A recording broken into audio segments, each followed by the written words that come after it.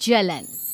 ममता बहुत ही सीधी और प्यारी लड़की थी, वहीं सुनील एक सरल और आगे बढ़ने की सोच रखने वाला लड़का। सुनील, बेटा सुनील कहाँ है? अरे जरा एक गिलास पानी तो दे दो। हाँ माँ, अभी आया। क्या माँ, पानी तेरे सर के पास ही तो रखा है, क्या हो गया है? तबीयत खराब है क्या? अरे नहीं नहीं, वो उठने का मन ही नहीं कर रहा था तो देखा ही नहीं। वैसे क्या कर रहा है? यहाँ बैठ ना मेरे पास। माँ पढ़ रहा था। वो क्या है ना, नौकरी में तो वक्त नहीं मिलता, अब ऑफिस से घर आकर ही तो वक्त मिलता है। अच्छा ठीक है, पढ़ ले जा बेटा। सुनील पढ़ लिख कर और आगे बढ़ना चाहता था, लेकिन माँ की तबीयत खराब देखकर सोचता है कि शादी ही कर ले। कब तक माँ का ख्याल वो अकेले रख पाएगा? तो एक दिन, माँ ये ममता है, मैंने इससे शादी कर ली है। तुम्हारी तबीयत भी ठीक नहीं रहती तो मैंने सोचा शादी कर लेता हूँ। घर संभालने वाली और तुम्हें संभालने वाली कोई आ जाएगी तो अच्छा रहेगा। माँ अचानक से सामने बहू देखकर हैरान रह जाती है। बेटा ये क्या बात होती है? न बैंड, न बाजा, न दहेज, न शगुन, ऐसे कैसे बहू आ गई? माँ तू तो जानती है मैं नौकरी के साथ पढ़ाई कर रहा हूँ, तो कहाँ से इतना पैसा बचा पाता कि धूमधाम से शादी करता। वैसे भी माँ, लोग तो आकर खाकर निकल जाएंगे, इसलिए बस वैसे ही। माँ जी, मैं आपका ख्याल रखूंगी। वैसे भी ये आगे की पढ़ाई कर रहे हैं, अच्छा कुछ कर गए तो सबके दिन फिर से अच्छे आ जाएंगे। सास को ममता की बात ठीक तो लगती है, लेकिन मन में कहीं ना कहीं लगता है कि कहीं बहू बेटे को लेकर फुर्र ना हो जाए और फिर तो वो रह जाएगी अकेली। बेटा देख, मेरा जो कुछ भी है वो सुनील ही है, और सुनील का भी अब इस दुनिया में मैं ही हूँ और कोई नहीं। क्या सुनील? बिल्कुल माँ, लेकिन आज से ममता भी मेरे जीवन का अहम हिस्सा है, जैसे तू है। सास को बड़ा बुरा लगता है कि उसकी सल्तनत में कोई और हिस्सेदार कैसे हो सकता है। कैसे कोई और उसके 30 साल के बेटे की जिंदगी में अचानक से आकर बराबर का हिस्सेदार बन सकता है। देख बहू, मैं भले थोड़ा बीमार रहती हूँ, लेकिन इसका मतलब यह नहीं कि घर की चीज़ों में मेरा कंट्रोल खत्म हो गया है। मैं आज भी इस घर की रानी हूँ, समझी? बेटा सोचता है कि ये माँ को अचानक से क्या हो गया। कल तक जो माँ कहती थी कि जिंदगी का कोई भरोसा नहीं, वो अचानक से जंग के मैदान की झांसी की रानी कैसे बन गई? माँ क्या हो गया है? सब ठीक है ना? अचानक कैसी बात कर रही हो? ममता का आज पहला दिन है, स्वागत करो उसका। आसपास की आंटियों को बुलाओ, नई दुल्हन की मुंह दिखाए करवाओ। खैर, सास होने का फर्ज निभाती है और बाद में एक सहेली के साथ बाहर निकल जाती है। क्यों री बताया नहीं कि बेटे का ब्याह कर रही हो? वैसे तो सारा दिन हम ही में घुसी रहती हो।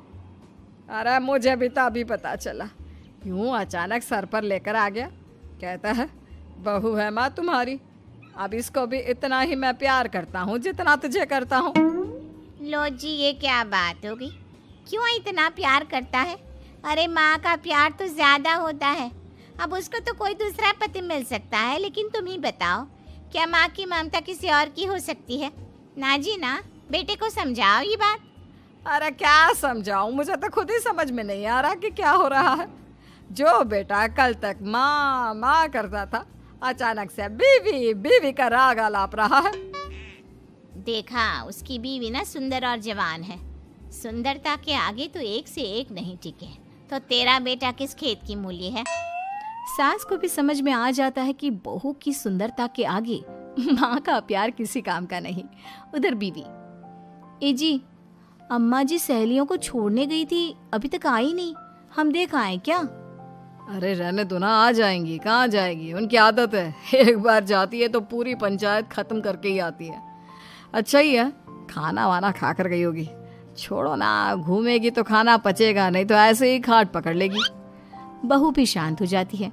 उधर सास सोचती है कि आज थोड़ा देर से ही घर जाती हूँ, जब बेटा परेशान होकर ढूंढेगा तब मजा आएगा।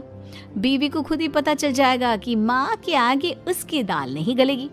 लेकिन वहीं दूसरी ओर घर पर, ए जी, माँ जी अभी भी नहीं आई, हमको तो घबराहट हो रही है कि क्या करें, जाकर पता करें किसी के घर। अच्छा, कहाँ जाओगी ये भी बता दो।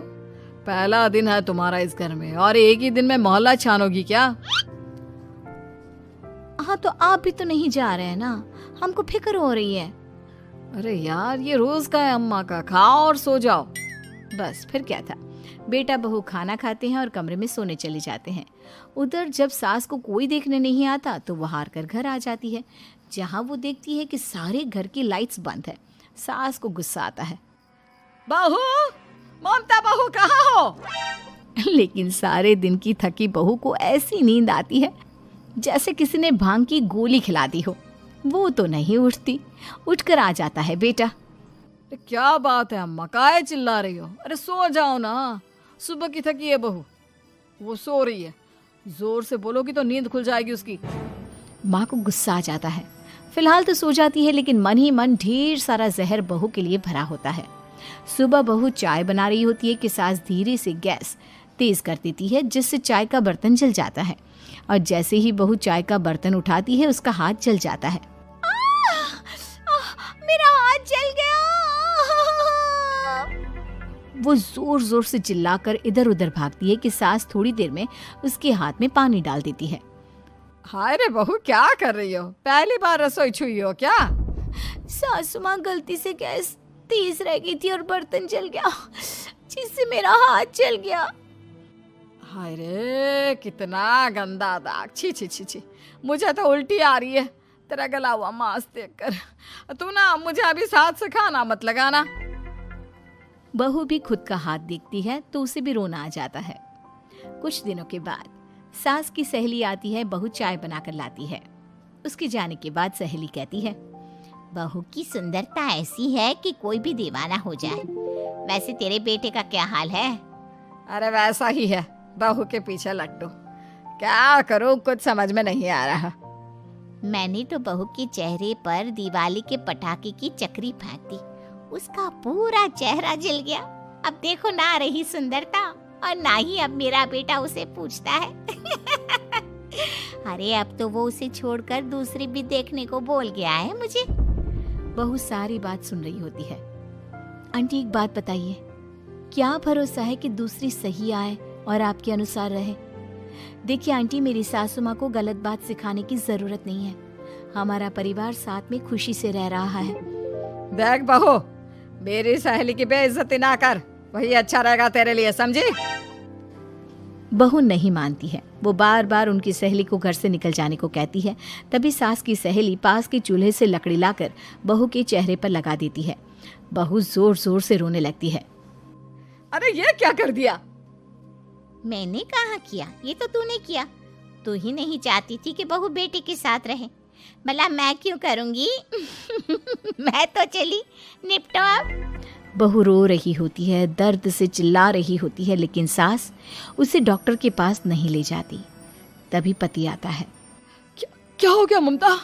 ये दाग कैसे लगा? तुम कैसे जली? ममता कुछ नहीं कहती, बस दर्द से करा रही होती है। पति माँ की तरफ देखता है। हो ना हो माँ, ये पक्का आपका काम है।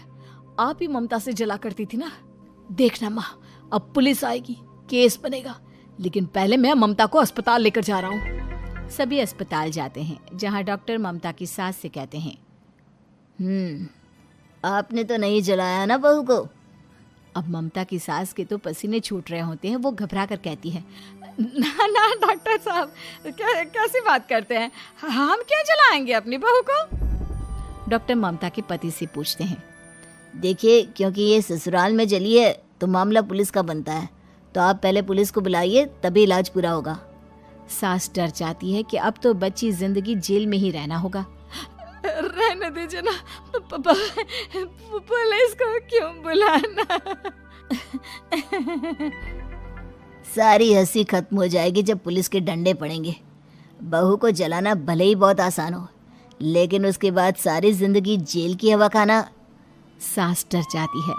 पुलिस आती है।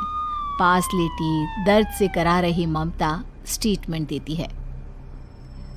तो क्या हुआ था? कैसे जली आप? ममता पास खड़ी सास को देखती है।